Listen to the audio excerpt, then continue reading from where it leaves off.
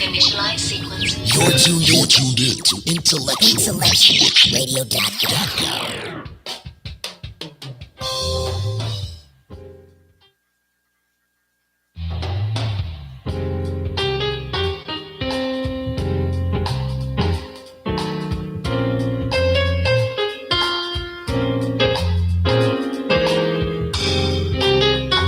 Thank you for joining Talk of the Day with Tiff and Ray.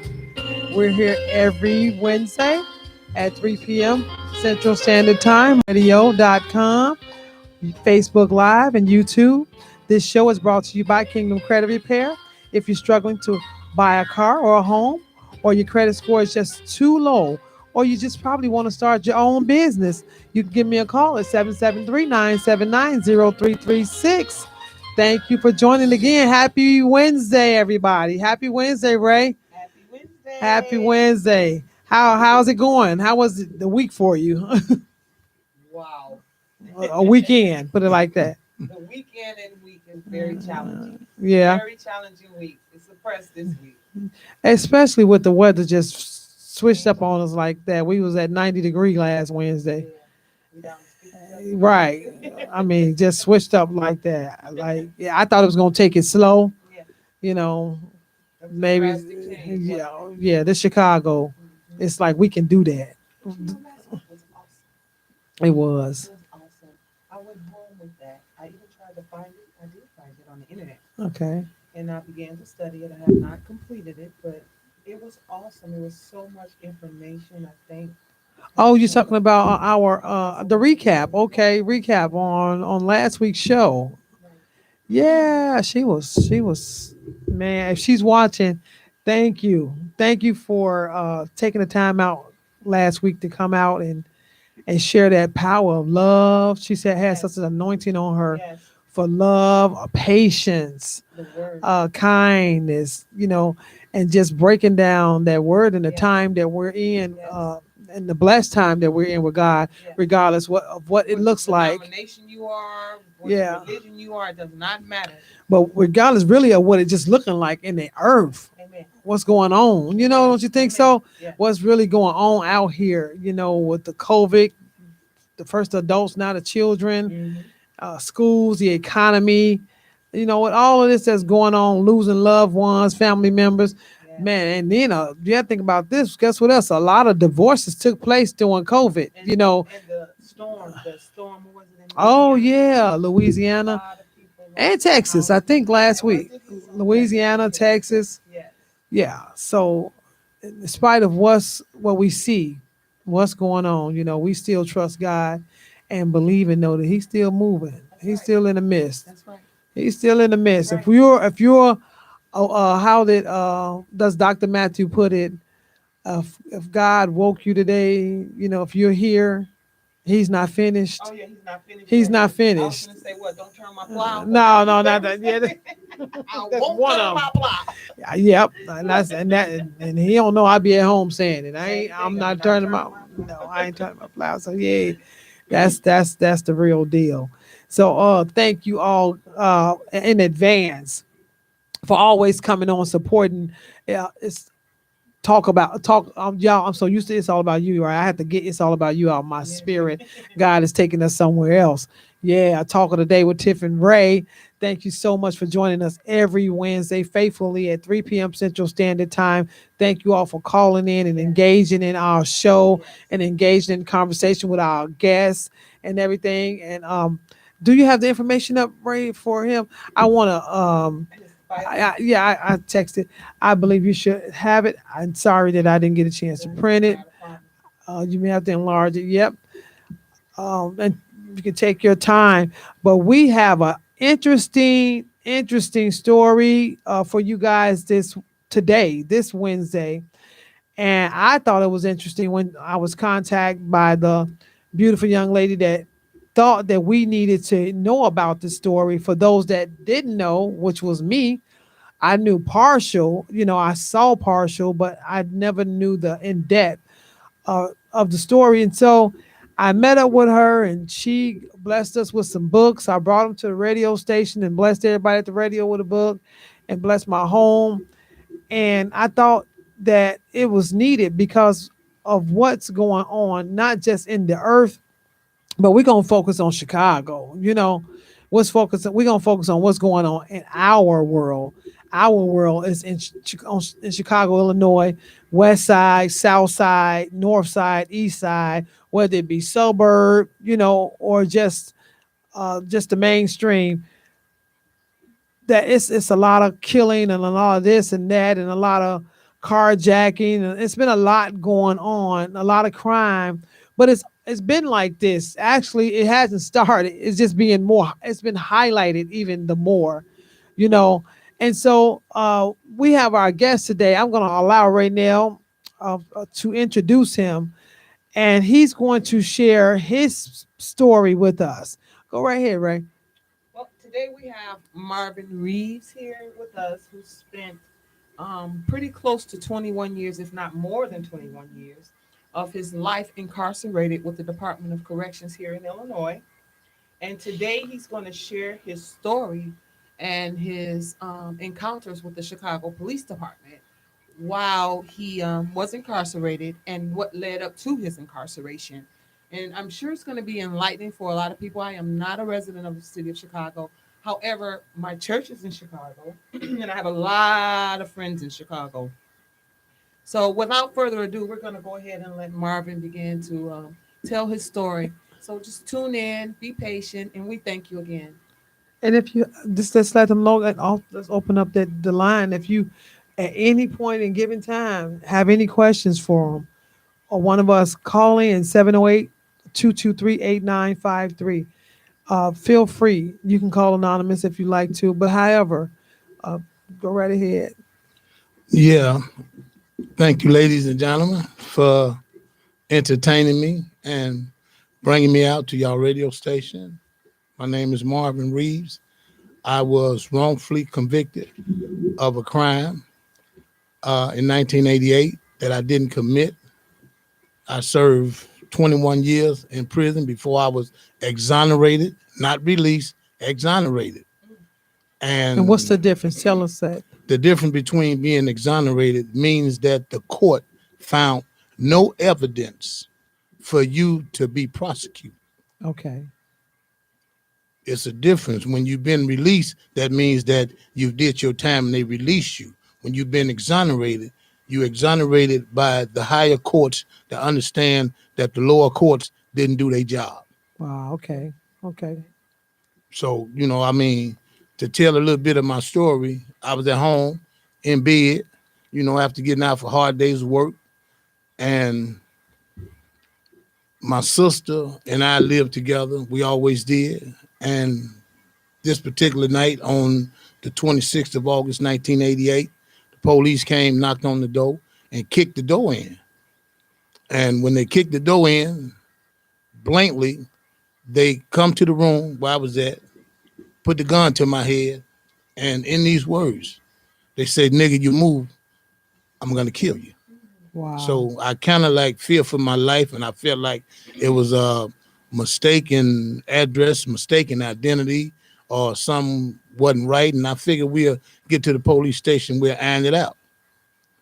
But when we get to the police station, they showed me some pictures of some young ladies and their children. So I'm like, well, no, I don't know them. I never met them before. And they turned around and showed me some more pictures of some deceased women and children and say, "You did this." And I'm like, oh, wait a minute. Y'all got it mixed up. They put me in the room. They handcuffed me to the wall. And they started beating and kicking and stomping on me. And I'm like, trying to figure out what's going on, what's happening. All the time, they had a jailhouse informant, supposed to be snitch, that called them and told them that me and my co-defendant, Mr. Kitchen, went over to these people's house to collect a $1,250 debt. And a fight pursued, and I was supposed to been beat them, strangle them, and then went out to my car and got gasoline and went in there and set them on fire. for $1,250. Come on. Wow. You know, and it was a great disappointment to me to know that I would be accused of something like that. And what they did, they tortured my co-defendant, and they tortured him and made him sign a statement because I'm from the hood, and I feel like they brought the weakest game to the strongest one, and I wasn't going to sign no statement, which that they brought a statement to me, and they asked me to sign it. And I heard my mother's voice, because back in the days, I was so-called part of the Soul Train gang, and I shopped at National Clothing. And I always got my clothes like on credit. And a receipt came, and I told my mama, make a check, sign and send it to him. She said, boy, you didn't read it. I say, for what? It's just a bill from National Clothing. She said, be careful what you sign, because one day you might sign your life away. And that voice came to my head when they brought me that paper. And that paper said I went over there and caused bodily harm to these people for $1,250. And I handed the paper back to him, and I said, no, sir, I can't sign that. That's wrong. He walked out the door. I heard him tell his partner, that nigga can read. Right. Then they came back in and started stomping and kicking on me again. Said, we got ways of making you niggas sign what we need y'all to sign. But they forced my rappy to sign it. And when we went to court, he couldn't hardly walk because they ruptured his bones. My face looked at like The Mask. Have you ever seen The Mask? Yeah. That's what my face looked like. I couldn't see. And when I went in the courtroom, all I heard was my family saying, woo, because they didn't know who I was until the judge called my name. And they was like, wow. But after long days of fighting and filing paperwork, in 2009, I got my just due. So that was in 88? In 88. So that was in 1988. And you all were not able to do anything. What were you sentenced to? I mean, what were you charged with? Well, I was charged with 5 counts of murder. Wow. And 5 counts of arson. I received a natural life sentence, and my co-defendant, they sent him to the death penalty. They sentenced him to death. So he was waiting on the execution date. Did he ever see that day? Did that ever? No, because the thing of it is that when after years passed and these prosecutors were disbarred, and we were filing petitions to get back in court, and Judge Bibble got a hold to the petitions, and he started asking the state's attorneys, where's the evidence? Who did this to these guys? He knew at that point, he had figured it out. He knew at that point that we had been railroaded to jail. And did you all even know the people that were murdered? That y'all didn't know them at all? Didn't know them at all. Never seen them before. Never been on that side of town. I'm from the South Side. So do you think they were trying to, they were just regular blue police? Because I see you all have a book, and I'm sorry I didn't bring mine in. Yeah. Called Tortured by the Blue. Tortured by Blue. Tortured by Blue. And I think everybody in Chicago should read it, because if you think about it, it's part of our history. And us as people of color, we too easy to forget our past. And according to the law of the land, if we forget our past, then our future is condemned. And the book served a purpose, because when they came and got me, I'd never been in trouble. So my family didn't know how to handle that situation.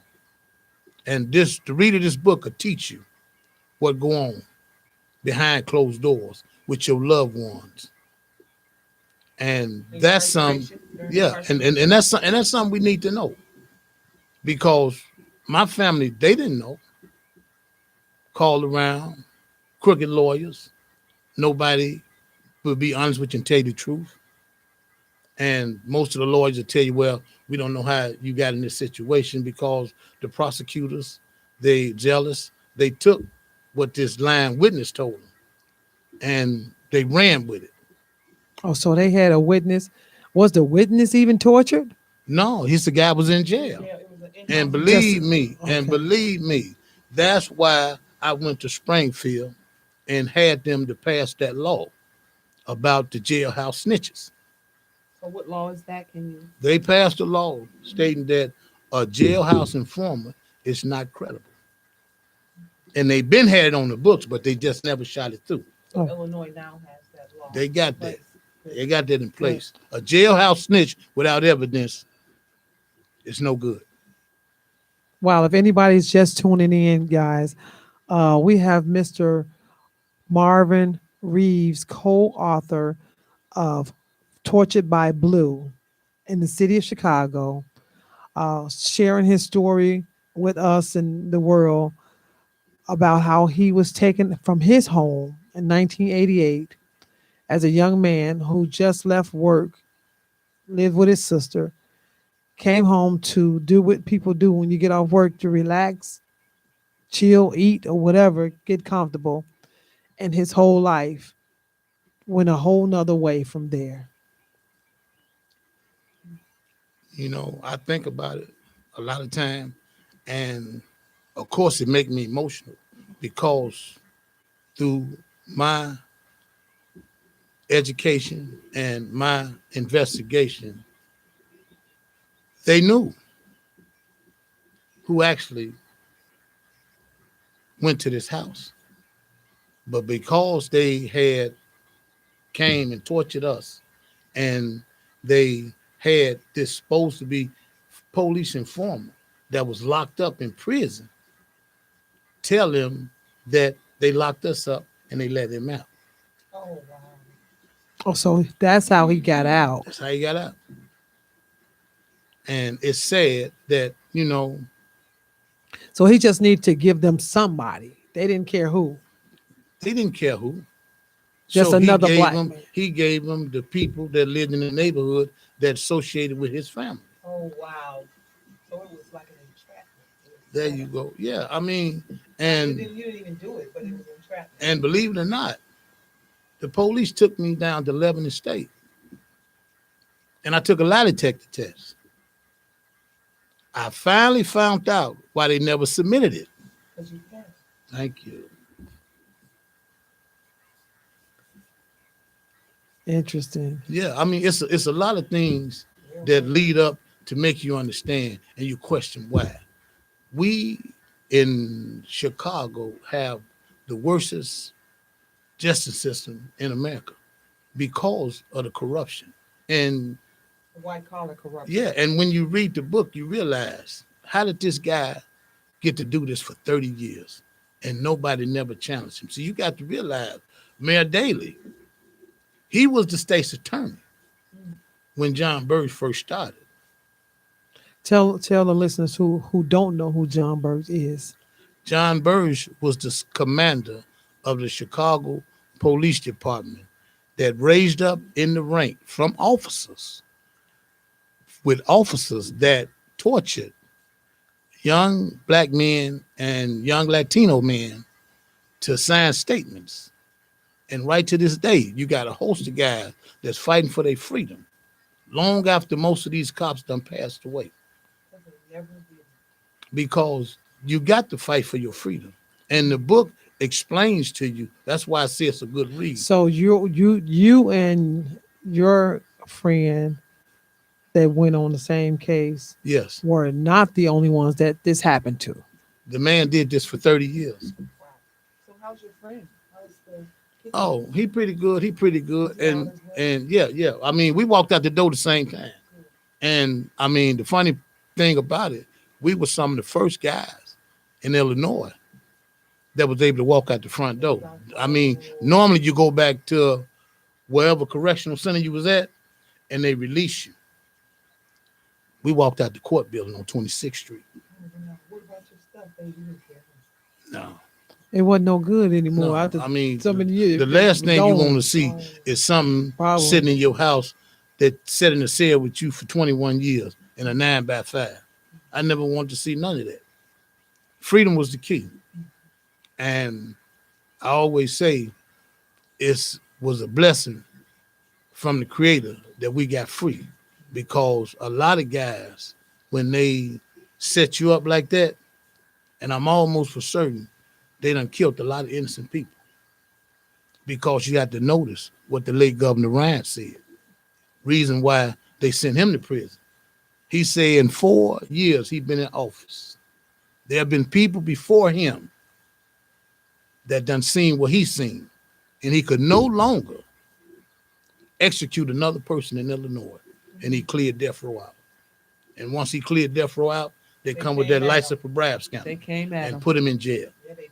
That's why everybody that live in Chicago knows Chicago still play the old boy rule. It's now we understand how Al Capone got to run Chicago.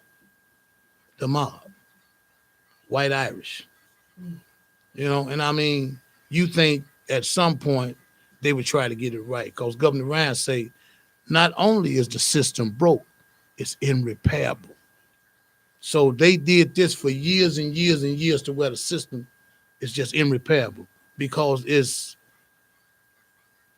a thing of what they do to where, okay, if you can torture a man and make him sign a statement, okay, what happened to the evidence? They never have no evidence, but you'll send a man to trial and you'll convince a jury to find him guilty, and you'll send him to penitentiary With no evidence. with no evidence. And you find a lot of cases in Illinois Wouldn't like this that. be still considered slavery? Hey, never stop. Never stop. I call it white man's dream, black man's nightmare. Because the only people that get justice in America is white folks. Wow, this is I mean, when I heard the story when she shared parts where I went home myself prior to this engagement and this to just begin to do my homework, and I see that he is deceased now, yeah.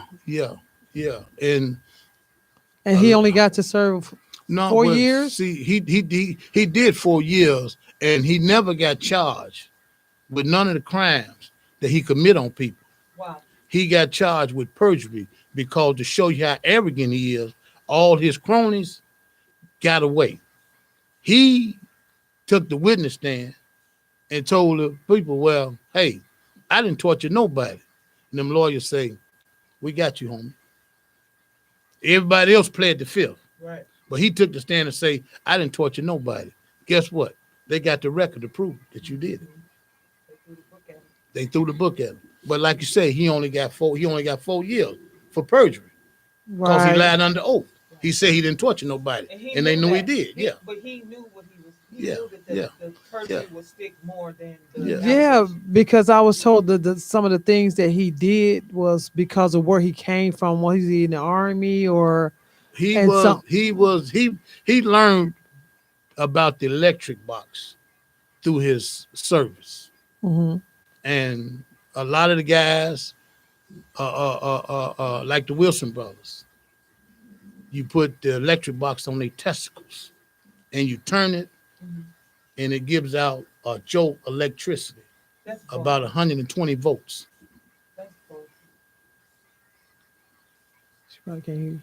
Yeah.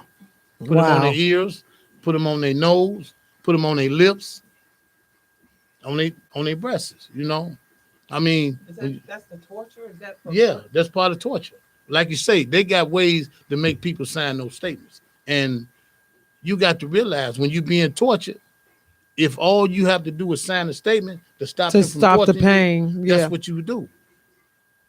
That's what you would do. And you hoping when you go for the judge, you'll be able to show. I mean, even with Dr. Stein, he's crooked, county coroner. Tell me, if you're the county coroner, why is it that you have to see the police report before you give your findings? Your findings read the same thing that the police reports say. You a crook too. And the courts let that come in court. And in our case, we had evidence to prove that we was tortured. I mean, walking in the courtroom looking like, looking like that, and then you said, yeah, exactly. Because the judges work in cahoots with the state's attorney. And the state's attorney working in cahoots with the police officers. Understand, the good old boy system still exists. Better y'all than us, the way they play. We don't care long we get a conviction. And, And so in the book, I seen that it was many of you all, and a few of you all came together. Right. I mean, one person that did the writing, but he did the writing right on behalf of everybody. The purpose of the book is to tell our stories to the American people. A lot of people don't watch TV. Right. A lot of people read. So we come together in collaboration to put our stories in the book, and hopefully that it will help society understand that these things do take place. And he's still locked up, right? He's still that's the guy that did the writing. He's still locked up. Yes, Mr. Stanley Howard. For this case, for the same thing. Yeah. Not your case per se. But his case. But his case. Because you find out that it was a lot of people that was tortured and made to sign statements. And they went through the court system and wind up being sent to prison. And a lot of those guys is fighting for their freedom. Was there any black cops that was in collaboration with the? Believe it or not, the black cops knew, because a lot of them worked at the station. It was more or less turn a blind eye to justice, because I fear for my job, and just like Leroy Martin, he knew. He was the superintendent. But who am I to question what the state's attorney, Mayor Daley, let go on? It's not my job to speak. It's the state's attorney's job, right, to correct it, and he never did. And when Leroy Martin finally said something, they turned around and tried to put it on him, say, well, you know something. Well, we should lock you up too. Oh, wow. Man, I'm talking about something. They straight sharks. Let me ask you a question. How has it been? How long have you been out? I've been out about 12 years. Okay. How's it been since, from your first year to now? I know that first year had to be believe it or not, the first year was scary. Yeah. First year was scary because, see, now I got my freedom, and you got the state's attorneys that done told the judge, well, okay, they crooks, they'll be locked up within 6 months. So that's their way of telling the police, keep eye on these guys. Right. If these guys cough too loud, grab them. So, I'm walking and always looking over my shoulders, and, you hear the sirens coming down the street. If you're walking, you go somewhere and sit down, and you wait on them to go past, because, you don't want them to stop and say, hey, come here. Uh-oh. Yeah, and I mean, I had a meeting downtown with my lawyer, and I got on the bus and went down there. And on the way back, I never will forget, I was on Lake Street and got on the bus. And somebody got on the bus and pursued to fight somebody and pulled out a knife and stabbed somebody. And I jumped off the bus. And man, I live on 47th Street. I know you jumped. I know you did. I walked all the way home. I would have too. Of being accused of that. And not me. I jumped off the bus and I walked home. And I was afraid to get on the bus. Wow. I would have walked home too. Yeah. I mean, that's the quick decision you got to make now. You got to think fast. Because your mind is studied working, and you thinking, well, I was already accused. or doing something that I lost didn't too do, much life and I lost too already. much time. Yeah. And I need to try to be here for my children because that affects everybody around you, your children, your parents, I think they know that, Yeah, yeah. when they talk about it, when we watching the news and all these shows or in what TV shows and whatever, and how it's important for the man to be in the house. But I believe they do know that it's important because the house will turn out a little different That's right. if the man was Yeah, in the if the man house. not in the house, Right. But if he's not in the house and they make sure he's not in the house, They get his sons, they make sure he's not in the house. daughters. Exactly. Exactly. Exactly. So I mean, it's a struggle every day. And just like I tell people, the money that they award me, I give it all back to put me back in my house where I was. Yeah. Like I say, I took the money, took care of my family, my children, my mother and father, and the majority of it, I got it invested. Because me personally, I don't need nothing. And opportunity, our Father take care of me. Did you decide when you got out to get counseling? Well, yeah, I got counseling, and they diagnosed me with what is that? The PTSD. Mhm. And yeah, but they say the same thing that the guys suffer in the service. You guys suffer the same thing, being tortured and locked away for years. And like I told them, because I know the truth, it don't affect me as much because I can point the fingers You at the prepared yourself for this. Yeah. And you're not in denial. I'm not in denial. And you accepting all roles in it. And that's what makes Exactly. Well, the counseling, the reason I was asking it was so much for me. My question is that that time that you served being incarcerated, being in prison. Come on, when you talking about a cell. Yeah. You talking about Yeah. no outdoors. And a lot of times you're in a cell with the monster. Exactly. So you still have to fight for your life. You got to fight for your life. So I've seen a lot of people get killed. I seen a see, guy. that's what I mean about the counseling. Now we're talking because now we're talking about what went on and there Yeah, I mean, it's a mad that place. time. It's a mad place. And I've actually seen them go to the shower and stab a guy up and bring him back and put him in his cell. And the police were scared to help him. But, you can't say nothing because you will be next.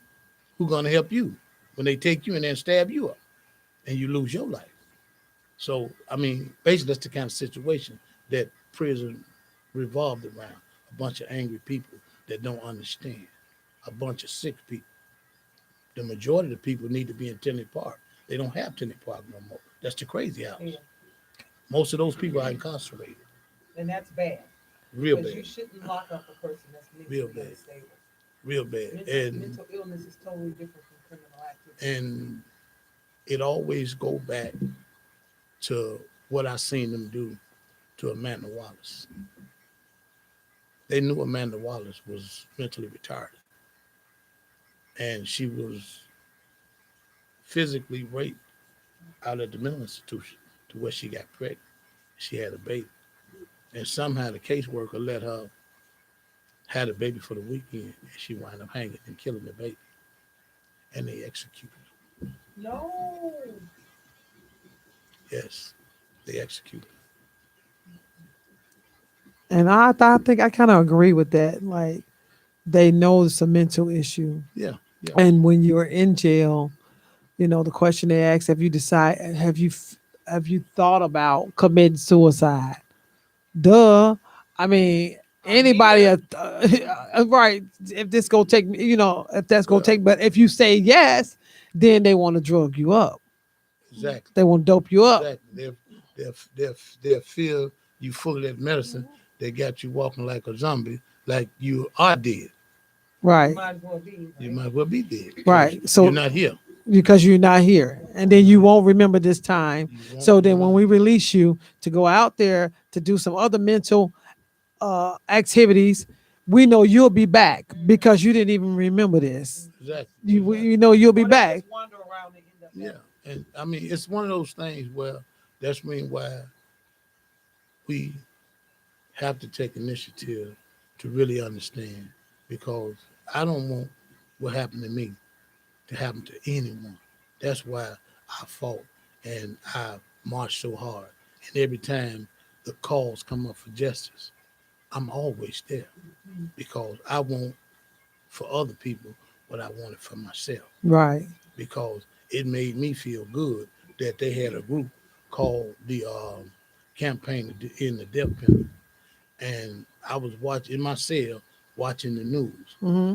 and I actually seen these people holding signs up that I didn't know, saying "Free Marvin Reeves." Wow. Wow.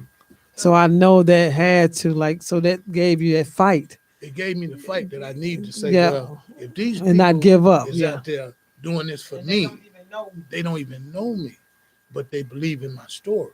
Yeah. The people that know me, I never seen not one of them. I got on the phone and called my mama and said, y'all get down there. Them people got something going on. And they put the pressures on the power to be to do what they supposed to do. Because they wasn't gonna let sleeping dogs lie dead. Y'all did this here, y'all need to change this around. And I take my hat off to them. I take my hat off to them. Every Oh. time something go on, I'll be there marching with them. That's right. You know, you That's have to. right. Give it. That's right. You Give you back. have to. Give It's back. called, you know, like they say, pay it forward. You know, Yeah. and we always do. If you guys just tuning in, you're listening to Talk of the Day with Tiff and Ray. Again, we're here every Wednesday at 3 p.m. Central Standard Time. We have our guest today. He is Mr. Marvin Reeves, co-author of Tortured by Blue, which talks about and shares about the corrupt system in Chicago, and not just him. He was, there's other people that he said is still locked up, still fighting for their lives. Yes. And about a case, and the man is not even here. He's not here. He took some time for lying, saying he didn't do it. So that means if you took time, you was prosecuted for lying, saying you didn't do it, and we prove you did do it. Why aren't the other people free? If that's not guilty, if that's not guilty, Yeah. why aren't the Yeah. other people free? I mean, you actually think that it would have been a role effect behind the investigation that Right. they did. And the funny thing that actually got me is they knew that it was a statute of limitations of prosecuting it. Okay. So they had the findings Mhm. in 2002. The statute of limitations was up in 2005. So why did y'all disclose this in 2006? Because he couldn't get prosecuted. Oh wow. They held on to it all them years. Just hell. Just held. From 88 to 2006. They had the information. They waited to the statute. prosecute John They Burge for waited. torture in They didn't 2002. want to prosecute. They did. No. That's good old boy system. You think I'm like I tell people, a lot of people Just don't hold know. out another year. We just gonna keep getting continuance. Keep continuing, Take keep that it file here, home keep it with here. And then when the file come up, they like, oh, this how he got charged for perjury. Because the file proved that you tortured suspects all the years you was in But he knew- command. He knew he would be. No. Because that's what they do. It's part of the good old boy system. And if people don't believe racists still stem in Chicago, still It's right to it's this just day, it's all over, right to this day. all over the And- world. Yeah. I mean, look at Sandra. You know, look at her. I mean, it's still going on all over the world, and she Yeah, just went to yeah, visit. On her way to do something. Yeah, I'm telling Yeah, I mean, yeah. whew, I mean, and it goes all the way back to when I think about the Ryan Harris murder. They say them little boys did that. Wow. So what happened? Was that a she as well? Yeah, the young girl that got raped and killed, Okay. and the detective went and got two little boys. One was 6 and one was 8 years old. Stop. And they was finna prosecute them people, talking about they did it, and come to find out they didn't do it because you had a girl that seen the guy in front of Roberson School talking to her on her bike. Guy that lived down the street. But you gonna get a 6-year-old. Baby.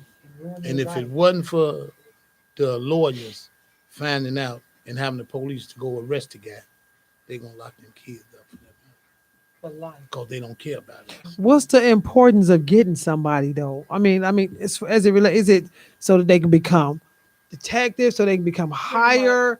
You know, I mean, You know what I think it is? I think it's more want to solve crime because America accept the fact that when some bodily harm is did, and like I say, I am a prime example of the same thing because I watch a lot of news, and every time they say somebody got raped, somebody got killed, they got a suspect. Oh, I'm glad they caught that guy. That could have been my mother. That could have been my sister. I'm glad they caught that guy. And then they came and got me. Made me question, say, oh, maybe and that all guy those might have been guys that they innocent. caught for them crimes, maybe They targeted him. exactly. I mean, it's a quick fix to them, but it's a tragic to us. Yeah, because it makes you think before you put your mouth on something or somebody. The next time, hey, is this? Did they do their homework, or did they just go grab somebody? Because it's real funny sometimes how they can, depending on what the charge is and what the crime is, how long, they still haven't found the person for this, but then the police got killed and we found them immediately tonight. Who said that that's them? That may not even be them. Yeah. Because I'm like, how you find somebody? I mean, it's funny how y'all can find somebody so fast, but then you got exactly. But that's what they do. They figure if we go out there and get them, we bring them in, we torture them, make them sign a statement. Then okay, the judges are going to upheld the statement for the prosecutors because I was baffled because my lawyer he filed a petition for motion of discovery. So a motion of discovery is everything that the prosecutor got while they arrest you, while they charging you. They put for the court and they give it to your lawyer. So your lawyer can do his investigation. Right. So now we go to trial. I'm probably the only guy in Chicago that went to trial without a motion of discovery because the state wouldn't turn it over. Because it showed too much interest. Talk to me. It don't take columns. It don't take no rocket science to figure this common sense thing out. And that's why they didn't turn it over. And the judge, well, okay, because the prosecutor said, well, if we got to turn over the motion of discovery, you might well let him go. Racist judge. We ain't finna let him go. So what did you have an attorney? Did you have a paid attorney? Yes. And he couldn't get it? Yes. I mean, What a railroad. when I because you might as well let him go because we know he innocent. So just like why would you let a jury sit on the jury after she raised her hand and stand up and say I can't be fair to him? Why you can't be fair to him? Because I don't like the idea of nobody killing women and kids. Oh, you sit down, you already been chosen. Huh? No, that was they do this in America, huh? But like I say, it's their way of the world they think because nobody challenged them. That's true. And just like I say, that's the truth. With this immunity clause that the prosecutor got, can you imagine the monster I'd be if I had immunity? Okay, break that down. That's the immunity that they got, that they don't receive no repercussion for nothing that they do. If they get caught with their hand in the cookie jar, oh well, ain't nothing we can do about it. If I get caught with my hand in the cookie jar, they cut my hand off. Yeah. That's the difference. They got Yeah. immunity. Yeah. And that's why they do the What things they that they do. do. So it's just really hard to trust. Yeah, It's yeah. really hard to Yeah. trust. The police is really hard to Yeah. figure out who who really on I your got side. police in my family. Yeah. I know. And that's really like a vow that they have to stand before God. They that like doctors. They vow yeah. not to turn on each other. Yeah. See, they got this they got this brotherhood thing going on to where they don't turn on one another. Right. And that's part of the problem. And that one police that's And always to say, I ain't with this. They got to This- but see the one that say Yeah. he's not with that wind up not working for them no more. yeah. Or either he wind up under the bridge, shot in the head Yeah. Mm-hmm. because he know too much. Yeah. They police. Yeah, you a police officer. You Ain't know, I on the mean, team. when Police you don't like police. They're police. yeah, when you think about it, I say to She said myself, I police say, don't like police. That's the police. Not for real. Mm-hmm. Yep. it's just most of the time, like you say, with the prosecutors, they don't they assume that nothing's gonna happen with them, whether they wrong or right. And a lot of time they have the evidence, like in our case, where they ignored it instead of making the police go out there But and do think their about job. it. That man did this for 30 years. Yeah. I mean, after 10, hey, So ain't nobody gonna his do nothing to first me. 10 years, Yeah, he ain't nobody got- gonna do nothing to he was me. in his first 10 years of service, or did he stay in office after you went Yeah. incarceration? Yeah. I mean, he didn't get kicked out of office until 2000. I think it was 2004 or 2005. Oh, so what? I came So- home. So he was being graduate. He had graduated. He became commander then. And all that. then. Yeah. And see what they did, they rewarded him for bad behavior. I feel. Yeah. Because how do you get to be the commander Because over the he police caught all. force? Because he caught all the criminals. That's I know, right? I'm just saying. I would be scared to find an innocent man locked up. That means the monster's still out here walking. right. And you see But- Chicago right But he now, don't that- care if he a monster too. Like I'm a monster, so I wouldn't be afraid of the monster. You see what I'm saying? Yeah. And it's saddening because when I think about it, and it hurts me to know that they took me out of my bed and sent me to prison for 21 years for a crime that never even happened. Wow, that's even worse. It never happened. Right. Not that you just didn't do it. He didn't just not do Right. it. Never The happened. crime never even happened. Never happened. These was already bodies that was already Listen, gone and the fire and arson detective, they went in the house and got those bodies and took those bodies out and put them in the yard. And when the detective showed up, the fire and bomb arson guy told him, say, this looked like a homicide. Take them bodies back in there. Hold on. See, a lot of people, when you tell them that, they don't believe that because this is a guy, high standards, professional, wouldn't do nothing like that. I know because Yes. when I'm telling you when I was approached with this story, I was just in all like, and she's like, "Why are you looking like that?" I'm like, "Is this? I mean, like you for real? People did this to people, And it's not like because I grew up in rich silver spoon in my mouth, and I'm from the west side of Chicago. I don't know. I call my sister who I know watches the news, and I'm like, "You heard of this?" She's like, "Girl, yeah." And I call my guy, "You heard of this?" And I call his bro. I'm like seriously calling people because I'm just like, and so I just went on and started looking and reading, and it's like, man, I hear about it. I heard, you hear stories. But just to hear how some men were tied up to radiators, hot radiators. Man, they had a field day with doing what they was doing because nobody in law enforcement or nobody in the government ever challenge them. They accept what they was doing because the conviction soothed the public. Because You know, somebody said we caught him. there is one person incarcerated in Chicago that I followed his trial that I never thought was guilty. The Balfour. Who? The Balfour guy that killed the husband. Family? Yeah. I just thought that was so weird, the way they put all that on him. One person, A whole family. a whole family. It was just weird. It's just weird. I followed it for years. Yeah. I followed that for years. It's just Yeah. Yeah, but you know when you think about it, you have to question because they long history of abuse and a long history of lying, of wanting to get convictions. You know, it's like you got a soul on you that won't go away and you want it to go away.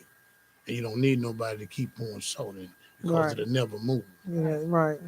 So, you know, like I say, a lot of things come to question. And don't get me wrong, there's a lot of good officers out there Yeah. that do their job Yeah. and do their job well. I agree. And I remember the guy, Fort Heights 4. Okay. I was actually on the deck with the guy, his name Ira Johnson, that went in that filling station and killed that man. And they kidnapped the woman and took her to the housing project and they raped her and they killed her. And he told me, he said that the police had an idea that he did it because when they went to question him, it was a hunting vest, black and red, Hmm. and he had it on. Oh, goodness. And I sat down and I prayed with him because they kept coming to him when we was in the county.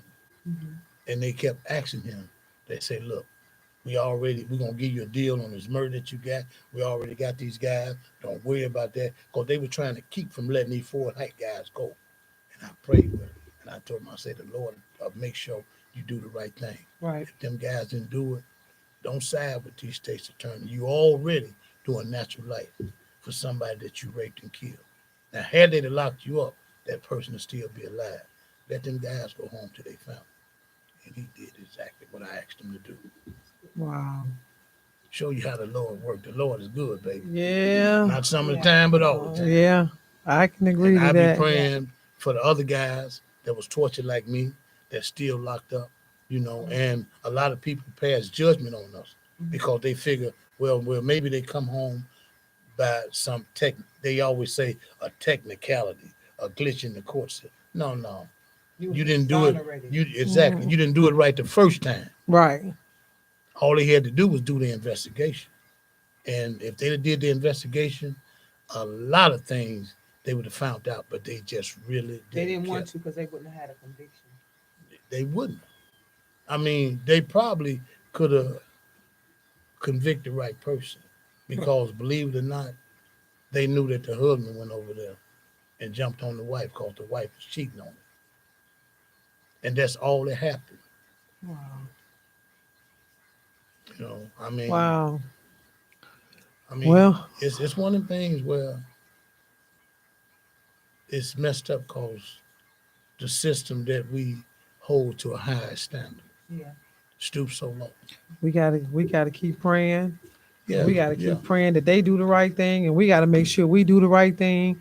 And there's one thing that you said that's sticking with me hey, I was riding the bus home, and these two got on the bus, and somebody stabbed someone. You got to make sure you out the way. Period. Exactly. Out the way.